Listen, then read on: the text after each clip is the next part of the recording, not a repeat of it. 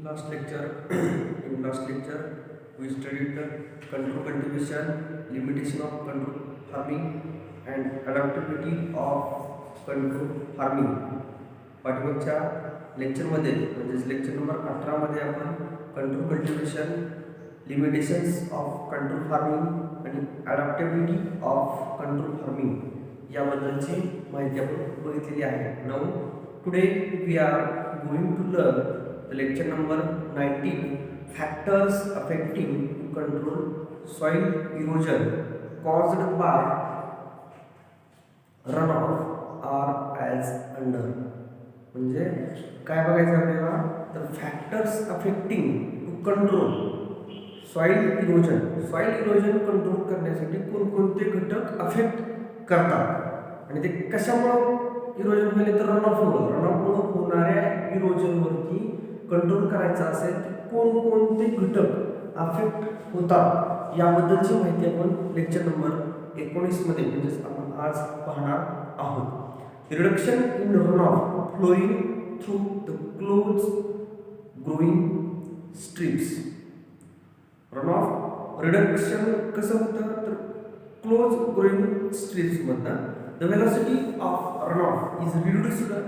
The velocity of runoff is reduced due to an obstruction to flow path flowing through row strips.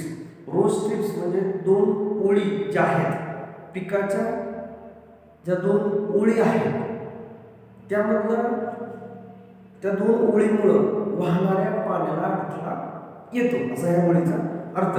The kinetic energy of the flowing runoff water dissipated due to an obstruction created by row crops. Kinetic energy म्हणजे वाहणाऱ्या पाण्याची ऊर्जा आहे ती ऊर्जा reduce होते किंवा dissipate होते किंवा त्या ऊर्जेला अडथळा येतो आणि हा अडथळा तयार करण्याचं काम हे रो क्रॉप्स करतात. रो क्रॉप्स म्हणजे दोन्ही ओळीमध्ये तुम्ही लावलेली पिकं. रो क्रॉप्स म्हणजे दोन्ही ओळीमध्ये लावलेली पिकं ही पिकं त्यांना अडथळा करणार. That रिझल्टेड intake reduction in flow velocity आणि त्यामुळे फ्लोइंग व्हेलॉसिटी ही कमी होणार आहे. वाहण्याची गती ही कमी होणार आहे. This promotes deposition of soil particle suspended in the runoff. हे काय प्रमोट करते किंवा कशाला उत्तेजन देतं तर जे सॉइल पार्टिकल रनऑफ होऊन जाणार आहे ते डिपॉझिट होतात म्हणजे एखाद्या ठिकाणी ते थांबतात आणि हे आपल्याला गरजेचं आहे. माती थांबवणं गरजेचं आहे ओव्हर द सॉइल सरफेस. पूर्ण त्या सरफेसवरती हे सॉइल पार्टिकल थांबणार. Increasing the time of opportunity to run off for infiltration under cover condition. Cover कंडिशनला काय होतं तर time of opportunity to run off ही इन्क्रीज होते आणि काय होतं तर इनफिल्ट्रेशन घडून येते. Increasing the time of opportunity to run off for infiltration under cover condition. Cover कंडिशनमध्ये इन्फिल्ट्रेशन घडून येतं म्हणजे पाणी एखाद्या ठिकाणी जिरपतं. जर व्हिजिटेटिव्ह कंडिशन असते किंवा कव्हर कंडिशन म्हणजे झाडं झुडपं जर असतील तर ही कंडिशन दिसून येणार आहे. The strip cropping system conserve the soil. Strip cropping system काय कॉन्झर्व करणार आहे तर सॉइल म्हणजे माती थांबवून ठेवणार आहे. As well as encourage the infiltration. Soil conservation करणार आहे त्याचबरोबर इन्फिल्ट्रेशन सुद्धा वाढवणार आहे. मग हे इन्फिल्ट्रेशन का वाढतं ह्याची त्यांनी कारणं दिलेली आहेत. बघा पहिलं कारण the strip of row crops provide an obstruction. जे स्ट्रीप आहे ते काय करणार आहे तर provide an obstruction to flow path of the surface runoff. Surface रनऑफचा जो काय फ्लो पाथ म्हणजे वाहण्याचा मार्ग आहे त्याला अडथळा करणार आहे. Which resulted in to increasing the time of opportunity to surface water. आणि त्यामुळे काय होतं which increases the time of opportunity to the surface water. Surface वॉटरला टाइम ऑफ ऑपॉर्च्युनिटी मिळते आणि ते वॉटर त्या ठिकाणी स्टँड होतं दोन रोच्या मध्ये. त्यानंतर due to this phenomena the amount of water is infiltrated into the soil and run off quantity is reduced. ह्याच्यामुळे काय होतंय तर अमाऊंट ऑफ वॉटर ते इनफिल्ट्रेट होतं आणि रन ऑफची क्वांटिटी रिड्यूस होते, म्हणजे पाणी इनफिल्ट्रेशन होणार त्याचबरोबर रन ऑफ कमी होणार. हे दोन फायदे झाले. Significantly accordingly reduction in soil loss takes place. त्याचबरोबर सॉइल लॉस सुद्धा कमी होणार. म्हणजे बघा इनफिल्ट्रेशन झाल्यामुळे रन ऑफ कमी होणार, त्याचबरोबर सॉइल लॉस सुद्धा कमी होणार. त्यानंतर crop root system makes the soil porous. Crop root system काय करते तर सॉइलला पोरस बनवते, म्हणजे जे काही मुळं आहेत झाडाचे ते मुळं मातीत गेल्यामुळे त्यामधला सच्छिद्रता वाढते, पोरॉसिटी वाढते. Soil more porous which resulted into more amount of water infiltration. त्यामुळे काय होतं तर पाणी इनफिल्ट्रेशन जास्त होणार आहे in the soil, thereby reduction in run off and soil loss. त्यामुळे रन ऑफ सुद्धा कमी होणार आणि सॉइल लॉस सुद्धा कमी होणार. The additional intake path is available to water along the roots of plant. ॲडिशनल पाथ कोणता आहे तर रूट्स ऑफ द प्लांट्स आहे, which create a similar effect on soil. ते सॉइल वरती सिमिलर इफेक्ट तयार करतात. त्यानंतर which creates a similar effect on soil and water conservation as discussed above. म्हणजे वरील प्रमाणे सॉइल आणि वॉटर मध्ये इफेक्ट दाखवणार. Soil type, structure of soil, infiltration rate, porosity, erosion etcetera influence the effectiveness of strip cropping. म्हणजे soil कोणत्या टाईपचे आहे किंवा त्याचं स्ट्रक्चर कोणतं आहे, इन्फिल्ट्रेशन रेट काय आहे किंवा पोरोसिटी कशी आहे यावरनं किंवा इरोजन कसं आहे हे फॅक्टर इन्फ्लुएन्स करणार effectiveness of the strip cropping वरती. The soil properties are greatly influenced on the water intake capacity. Soil properties ज्या आहेत त्या इन्फ्लुएन्स होणार आहेत वॉटर इनटेक कॅपॅसिटी वरती. From various investigation it has been observed that 2 to 3 times greater soil loss in moderately heavy to heavy subsoil than light textured subsoil. बघा various investigation म्हणजे वेगवेगळ्या माहितीनुसार it has been observed that 2 to 3 times greater soil loss, म्हणजे 2 ते 3 पटीनं जास्त soil loss होणार आहे.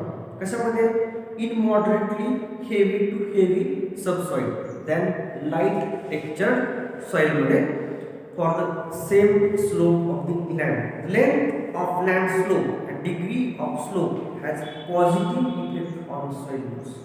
म्हणजे काय length of land slope and degree of slope म्हणजे उतार किती आहे यानुसार सॉइल लॉस सुद्धा होणार आहे. A soil having steep slope resulted in greater soil loss. जर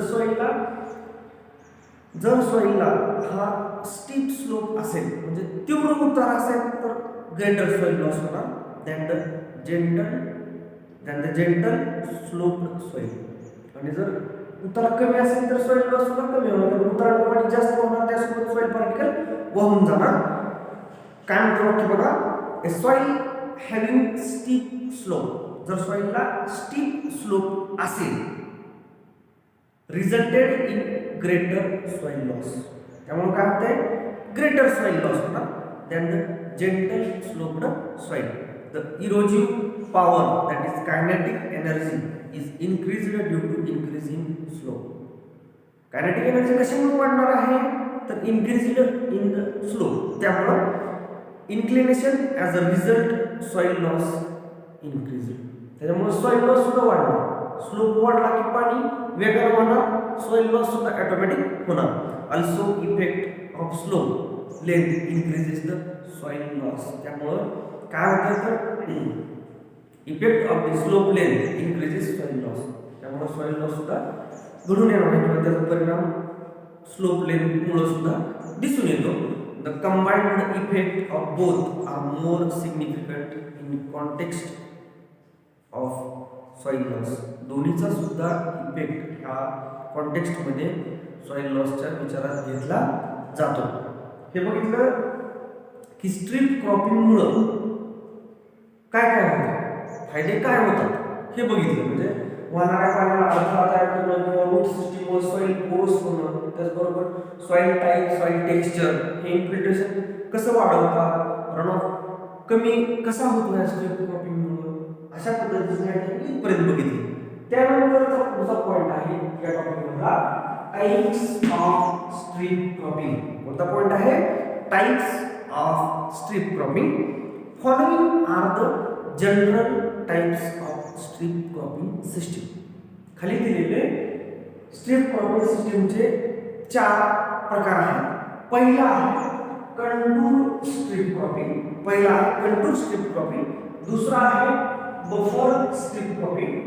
तिसरा आहे फील्ड स्ट्रीप क्रॉपिंग आणि चौथा आहे wind strip cropping. Wind strip cropping बघा, पहिला प्रकार आहे कंटूर स्ट्रीप क्रॉपिंग. पहिला प्रकार कंटूर स्ट्रीप क्रॉपिंग. यामध्ये काय होतं, in this system crops are grown in strip along the contour at right angle. Crop कसे ग्रोन केले तर along the contour at right angle to the direction of natural land slope. Direction कशी आहे? Direction of natural land slope.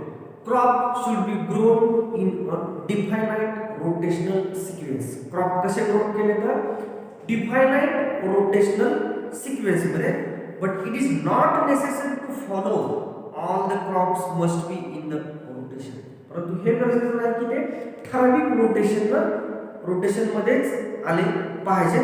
त्यानंतर crops it is not necessary to follow all the crops must be in the rotation in the same field and in the same year. Same field आणि same year मध्ये तेच ठराविक rotation म्हणजे पुन्हा तेच sequence आलं पाहिजे असं नाही. Generally rotational sequence helps to checking the run off. Rotational sequence कशासाठी लागणार आहे तर रन ऑफ चेक करण्यासाठी, त्याचबरोबर सॉइल लॉस चेक करण्यासाठी. Soil loss, run off and soil loss for checking the flow on the surface water. त्यानंतर contour strip cropping is adaptable on level land. Contour strip cropping ही level लँडवरतीच adapt करू शकतो. त्यानंतर across the slope instead of up and down hill land. त्यानंतर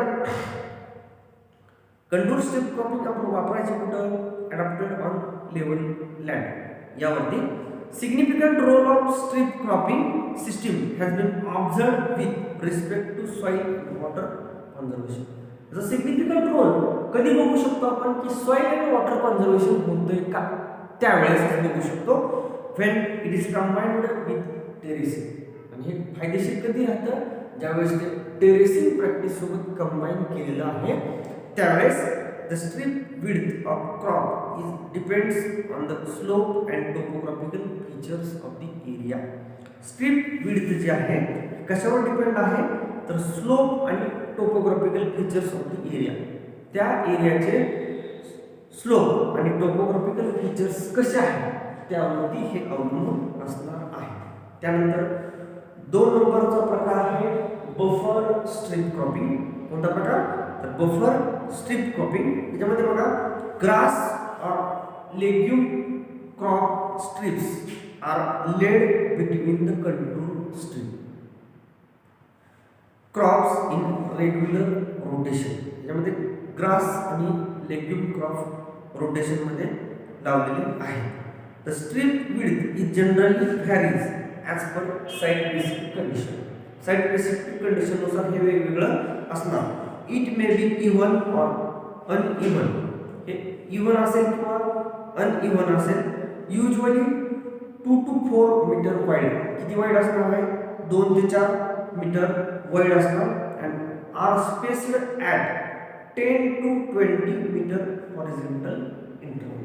horizontal interval किती असणार 10 ते 20 मीटर.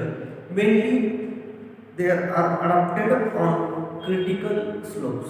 कशावर अडॉप्ट केलेले आहेत तर क्रिटिकल स्लोप्सवरती. Critical slopes of the field to protect the land from soil erosion. हे झालं बफर स्ट्रीप क्रॉपिंग मधली माहिती. त्यानंतर 3 नंबर आहे field strip cropping. It is similar to contour strip cropping. हे कशाचे सिमिलर आहे कंटूर स्ट्रीप क्रॉपिंग साठी विथ स्मॉल चेंजेस. सिमिलर आहे म्हणते परंतु कसं आहे स्मॉल चेंजेस म्हणजे थोडासा बदल आहे. Crop strips are laid parallel.